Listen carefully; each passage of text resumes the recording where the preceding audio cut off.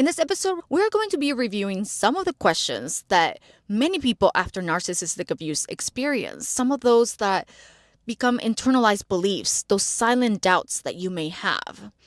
Deep questions that sit in your chest when you're trying to go to sleep, the ones that you may not even realize are shaping how you see yourself right now. And for each one, we're going to pause and unpack the truth underneath it. I want you to imagine these questions are being asked by a fellow survivor.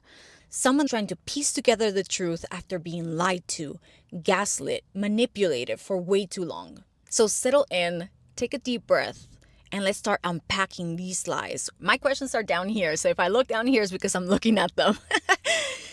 The first one is, I keep wondering if it was really abuse. What if I was just too sensitive or dramatic? Emotional and psychological abuse is real. Just because the narcissist gaslit you throughout this time and has you questioning your reality does not mean that this did not happen. Question number 2. And I know this one is going to resonate with you because every single person has felt this way. They weren't always bad. What if I'm only remembering the worst parts? Does that sound familiar? Doesn't that mean I'm being unfair? And I'm sure either you have questioned yourself this way, or maybe someone close to you has questioned you in this way. Aren't you being unfair to this person?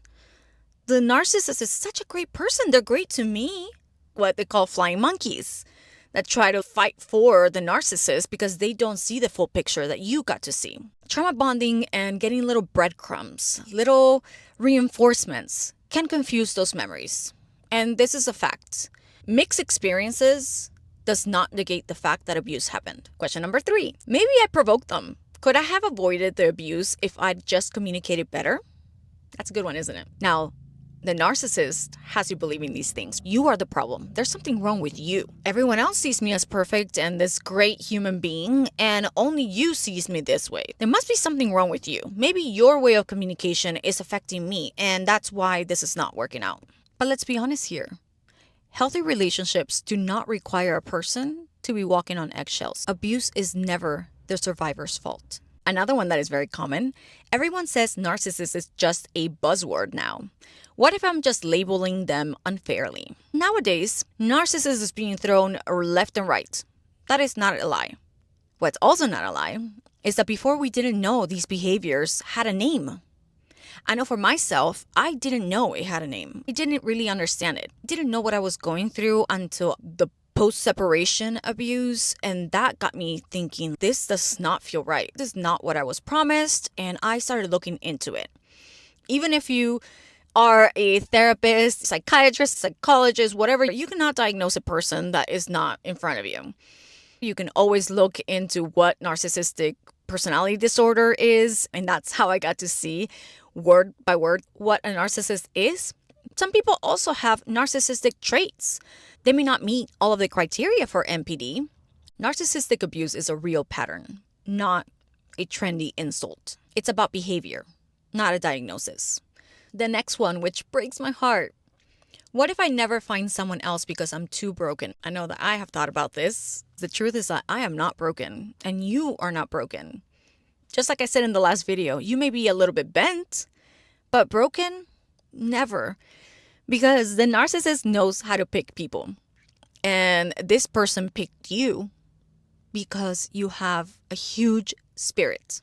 To all of you having these doubts, I want to remind you, healing is possible. And it was never determined by the treatment that you receive by your abuser. This one, they moved on so quickly and seemed happy. Was I the problem all along?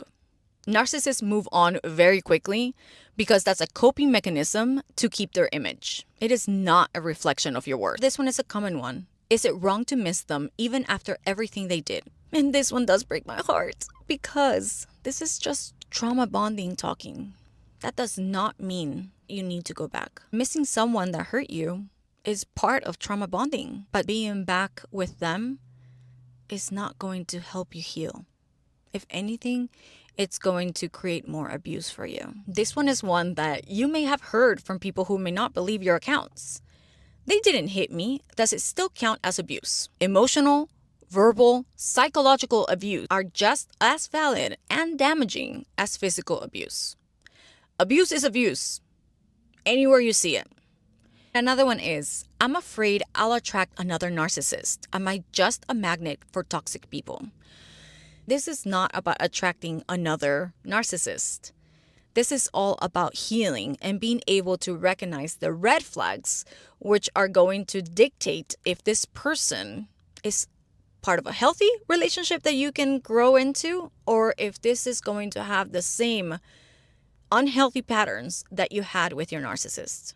Next is, why do I feel guilty for setting boundaries even though I know I should? Guilt is a trauma response, especially after being conditioned to please or avoid conflict. Boundaries are going to be hard in the beginning. You're going to be feeling like you should let this other person get away with things. Boundaries are not easy, and you're never going to feel sorry that you learn how to set them. Next one is, what if I never fully heal from this? What if this is just who I am? Like with any instance of abuse, healing is non-linear. There's going to be ups and downs, but full recovery is possible. You're not defined by what happened to you. The last one of the day, I feel selfish for focusing on myself now. Shouldn't I just move on and stop talking about it? Whew, this one is a good one. Usually, there's going to be a lot of flying monkeys that are going to have you believing that you need to move on. Don't let anyone tell you how to feel. Stress that comes right after can last a few months and sometimes a few years, depending on how long you've been with the narcissist.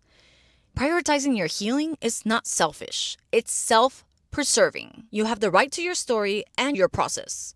And don't let anyone take that away from you. It will take time and go at your pace, not anyone else's. Let go of the people-pleasing mentality because it's not their journey, it's yours. Thank you for being here with me today and for giving space to these very powerful questions. If even one of them brought some clarity, a little comfort, or a deeper understanding, I hope you carry that with you as a reminder that you are not alone and what happened to you does not define who you are. This is just the beginning. In future episodes, we're going to be having more stories, more questions, and more of the hard truths that are going to help you set yourself free. Healing isn't about pretending that the past didn't happen. It's about reclaiming your power in spite of it. If today's conversation resonated with you, subscribe. Questions that you had were not included in this episode, leave them in the comments, and I'm going to be creating a series of them. Your voice matters, and chances are someone else is in need of hearing your story too. Until next time, be gentle with yourself. I'll see you in the next one. Bye.